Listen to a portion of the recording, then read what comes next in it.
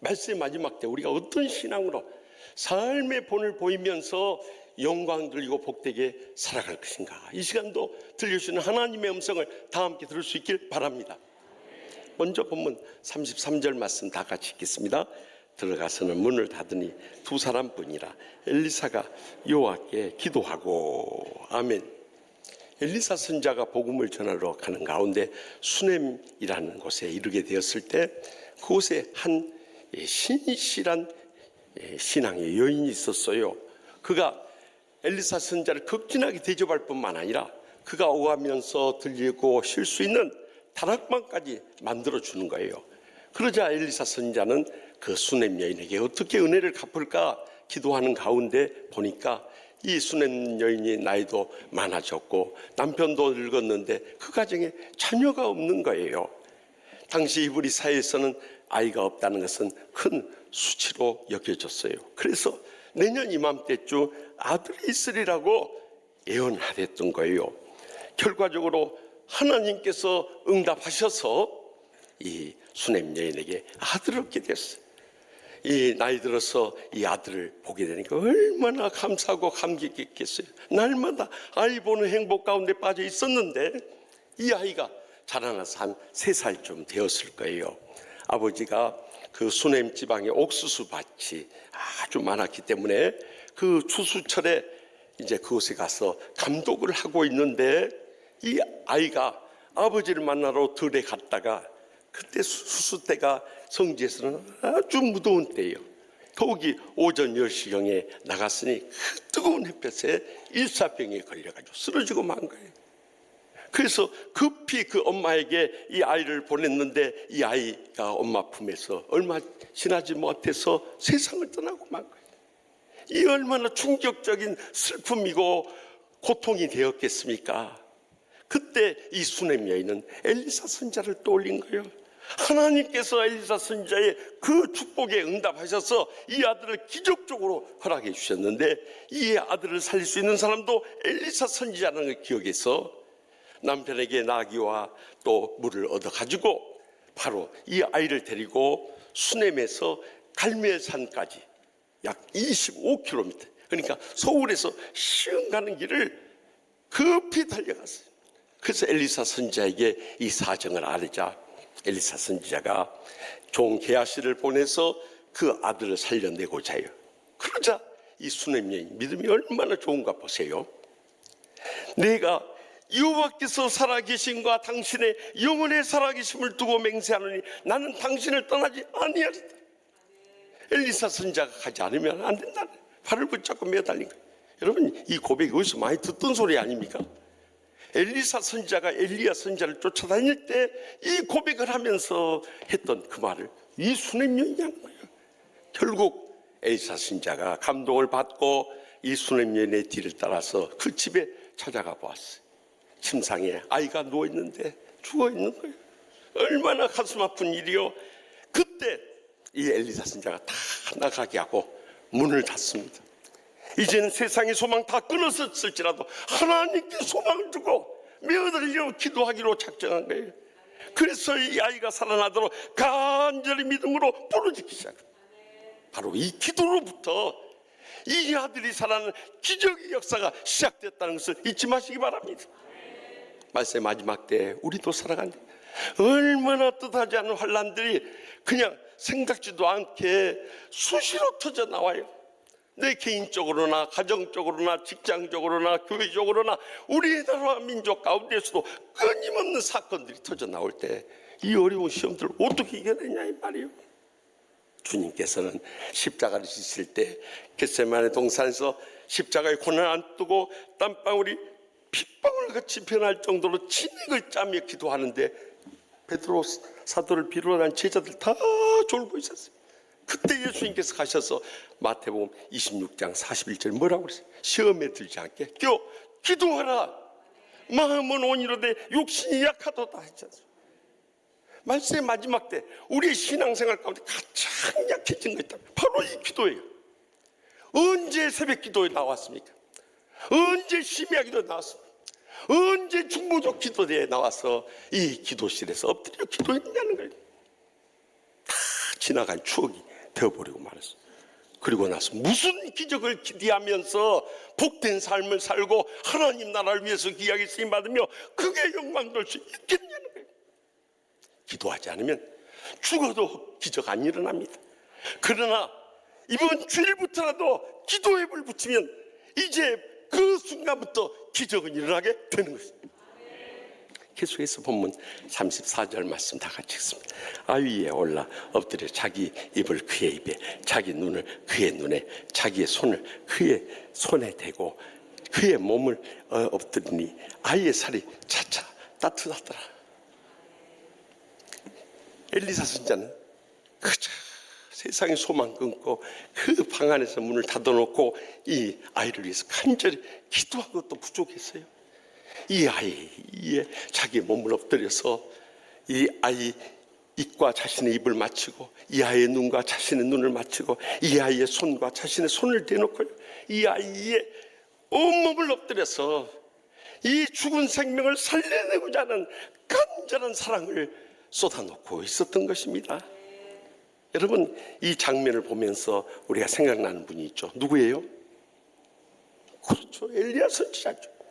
열왕기상 17장에 보면 엘리야 선지자가 이 그를 사랑으로 섬겼던 사르밧 가부의 죽은 아들을 살리기 위해서 그 몸을 3번씩이나 이 아들을 이에 엎드려서 기도했던 그 뜨거운 사랑의 모범을 우리는 찾아볼 수 있는데, 그에게서 배우면 엘리사 선지자도 똑같이 그렇게 뜨거운 사랑을 쏟으면서 기도하고 있는 모습을 보면서 여러분 무엇을 느낍니까? 어떻게든지 살려내고자 하는 그 엘리사 선지자의 뜨거운 사랑이 느껴지지 않습니까? 우리도 이 세상 살아가면서 말세의 마지막 때 사랑이 점점 식어지고 있는 이때, 우리의 가정에서나 직장에서나 심지어 하나님의 교회에서조차도 우리가 말로 큰 소리 치고 내가 뜯어고치고 내가 바로잡으려고 해서 대드냐니 말이에요. 절대 안 돼요. 내 사랑의 모범이 그들을 감동할 때 변화시키고 열매 맺게 되는 것입니다. 그래서 사랑장인 고린도전서 13장에서 사랑이 없으면 나는 아무것도 아니야, 내게 아무 유익도 없다고 증거하지 않습니까? 그런데 왜 말세의 마지막 때 우리에게 가장 절실한 이 사랑이 목사, 장로, 권사, 집사들의 가슴 속에서는 식어지고 다 메말라 버리고 있느냐는 거예요. 저는 그래서 지난 한 주간 이 말씀을 묵상하면서요, 하나님 아버지, 왜 우리는 사랑이 안 됩니까? 물론 주님께서 말세의 마지막 때 불법이 성함으로 사랑이 식어지리라 말씀하셨습니다만, 그래도 어떻게 사랑을 다시 회복해야 될 것이 아닙니까? 기도하는 가운데 제 가슴속에 뜨겁게 와닿는 말씀, 그 말씀이 고린도후서 5장 14절 말씀이었어요. 그리스도의 사랑이 우리를 강권하신도다. 우리가 생각한 건데 한 사람이 많은 사람을 대신하여 죽었은즉 모든 사람이 죽은 것이라 분명히 증거하지 않습니까?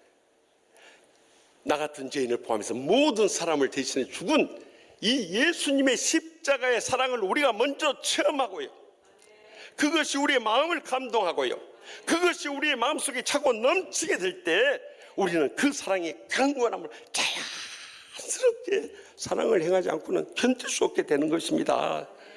그런데도 우리가 감정 안 풀고 안 믿는 사람과 똑같이 원수지고 살아버리니 이것이 어떻게 목사, 장로, 권사, 집사라고 할 수 있겠냐고요.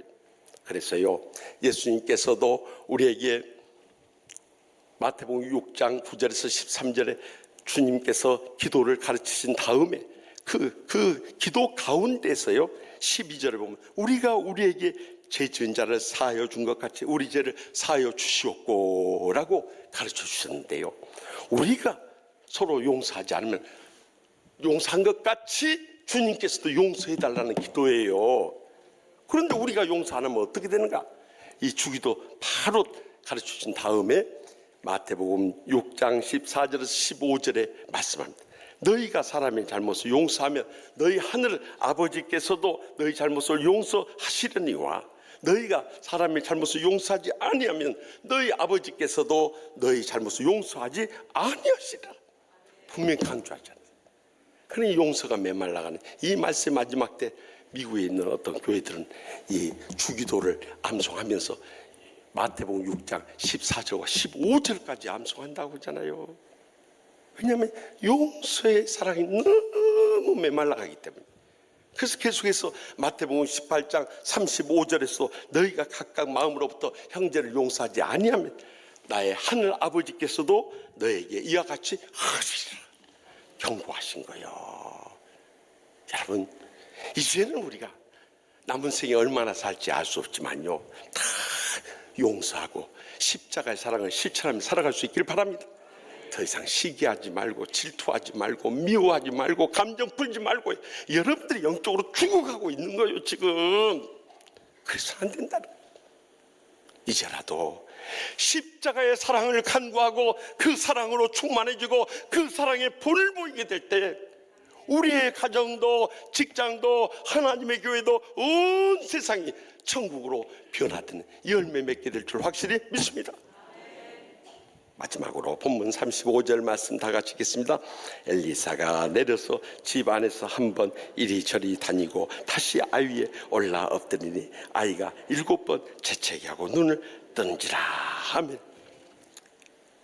엘리사 선지자가 이 죽은 아들 위에 올라가서 그렇게 뜨거운 사랑으로 기도할 때 아이의 살이 따뜻해지기 시작한 거예요.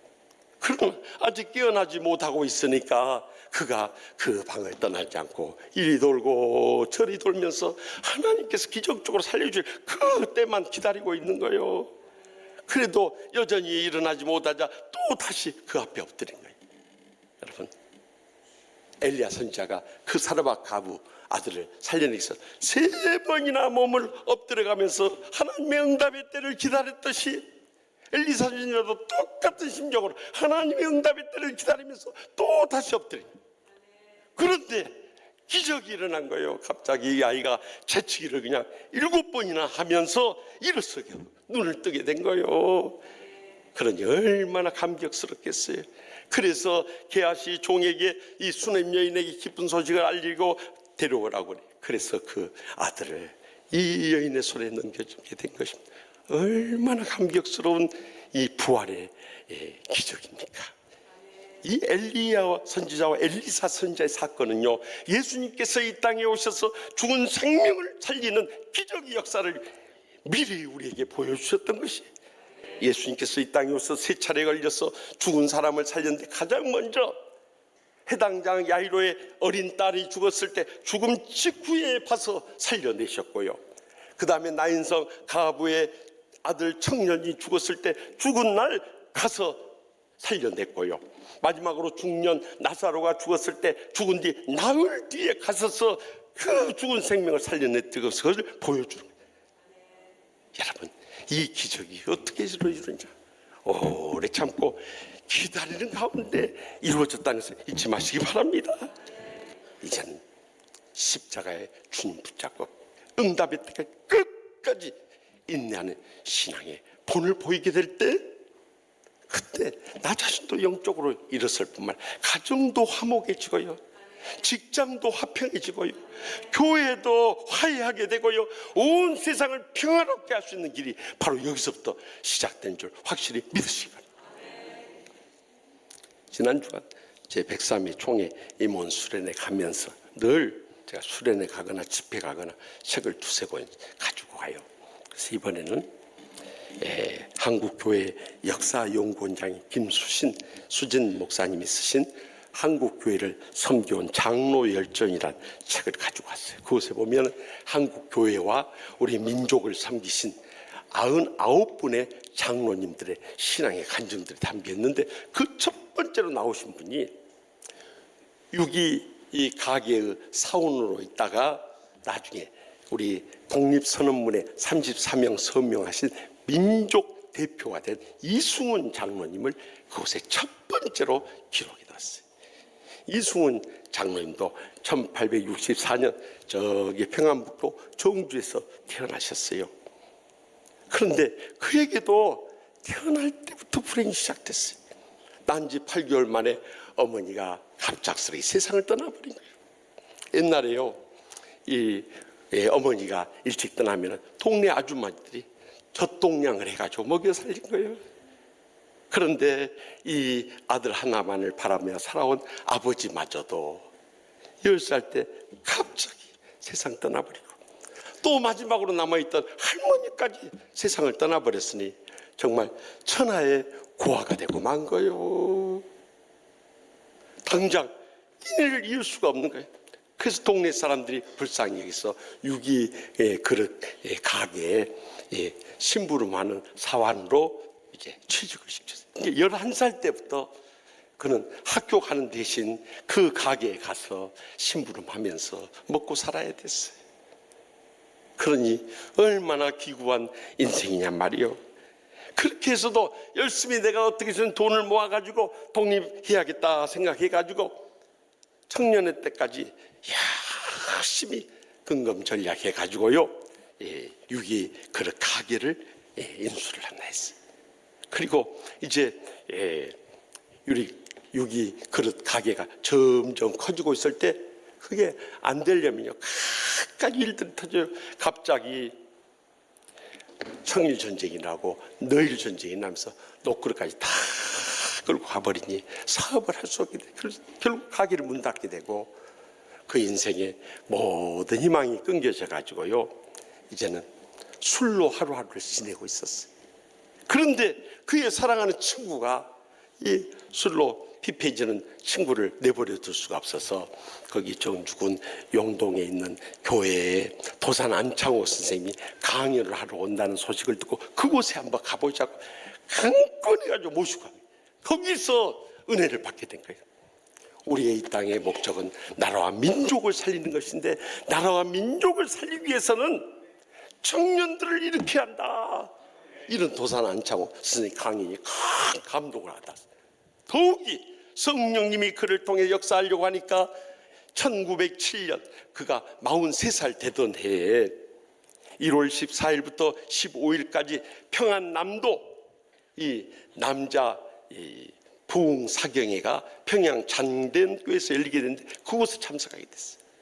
그곳에 참석해서 우리 선교사님들과 또한 길손주 목사님의 말씀이 막 새벽 낮 저녁 울려 퍼지는데 거기서 평양 대부흥운동의 역사가 일어나는 가운데 큰 은혜를 받아요. 무엇보다도 하나님을 아버지로 모신다는 게 그의 가슴속에 감동이었어요.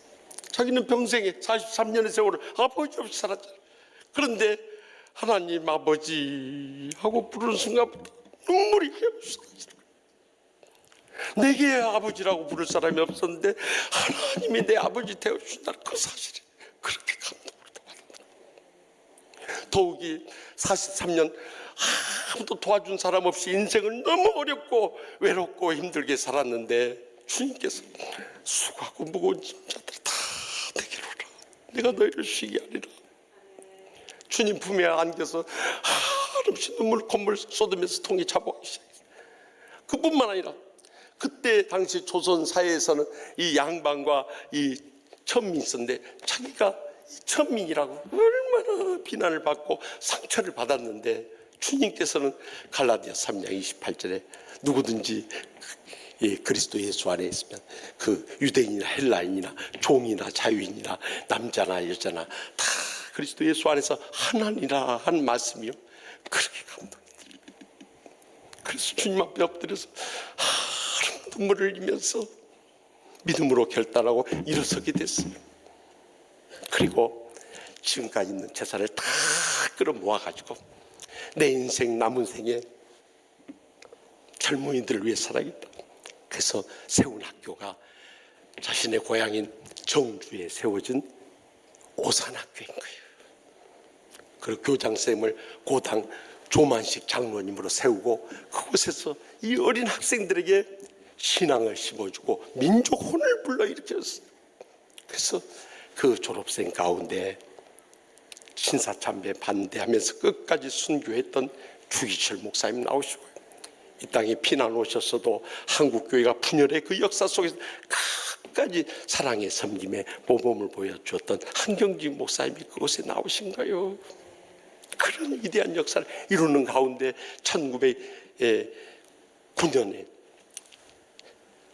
상하이에 있던 중국에 있던 한 목사님이 오셔서 지금 일본에서 28 독립선언인데 우리 한국에서도 이 독립운동이 일어나야 되지 않겠는가 하면서 그의 마음속에 민족을 향한 불을 붙여주신 거예요.